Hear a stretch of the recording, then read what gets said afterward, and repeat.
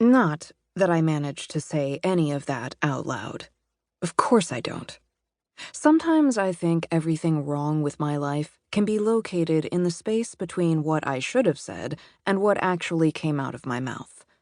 No matter how hard I try, no matter how well I prepare, the right words are, for me, forever out of reach. Not because they catch in my throat. A cat hasn't got my tongue. None of the usual phrases apply. It's a more comprehensive kind of collapse. When faced with any real conversational pressure, my personality just goes offline, AWOL, and no matter how hard I try, it doesn't respond. Catastrophic system failure. Speak, I tell myself in those moments. Speak. Like I'm Uma Thurman in Kill Bill, lying barefoot in the back of that truck, gritting my teeth and trying to force my insubordinate body to bend to my iron will. Speak. But I'm not Uma Thurman in Kill Bill. I didn't train with Gordon Louis. I don't know the 5-point palm exploding heart technique, and I don't have the body to pull off a yellow leather motorcycle suit. So I never get my toe to move. I never drive that truck to Vivica A. Fox's house.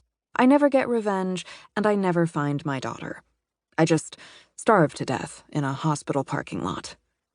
And in real life, when asked to explain to a potential employer why I'm the best candidate for a job I desperately need, I don't deliver a rousing monologue about the exhilarating, all-encompassing, soul-shifting, life-shaking power of cinema. Instead, I just comb my fingers through my ponytail for the 17th time while mumbling something about my work ethic. Then, to top it off, I shrug, and I say, I just really like movies, I guess. My agent makes a sound so pained, I'm genuinely worried I might have killed her. I don't know what else Nell expected. It's been 6 years since I've had to look for work. 6 years since Amy hit it just big enough that we could coast from feature to feature to feature without having to hustle for work we hated in the interim. It took some doing. The plumbing in the mid-city 2-bedroom we shared was more vague promise than functional reality, and 6 nights a week we ate rice and beans we bought in bulk, but eventually she was able to stop taking AD gigs, I was able to stop doing TV. We found a rhythm that worked for us, post-production bleeding into pre-production and back again, and if I didn't have time for a social life, I wasn't particularly bothered. I got to live and work with my very best friend. But last month, I decided it was time to start thinking about getting my own place, and Amy and I put the new movie on hold so we could figure things out.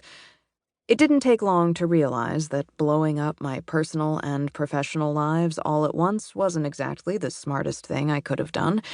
For about 3 days, it felt freeing. But then I ran out of new release movies to see. And so, this afternoon, I found myself pacing the inadequate length of my short-term rental in Burbank, restless, anxious, fingers fluttering at my sides. I had finally managed to work up the nerve to send a few emails to old colleagues, hoping I could pick up an episode or two of I truly didn't even care what, but either they didn't remember me, or they were all out to lunch, or Gmail was down for everyone but me. By 2 p.m., my nerves, already frayed by the arrival of my credit card statement, drove me to a desperate act.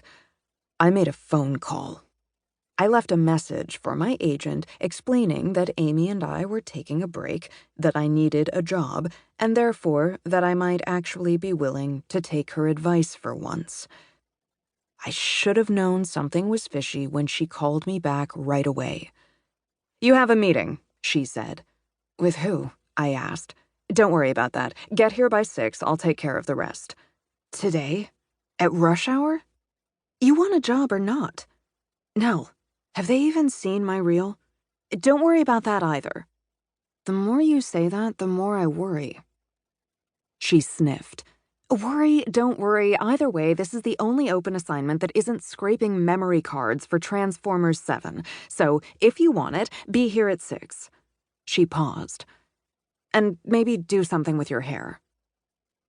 She hung up without saying goodbye, and I wished, not for the first time, that I were an agent too.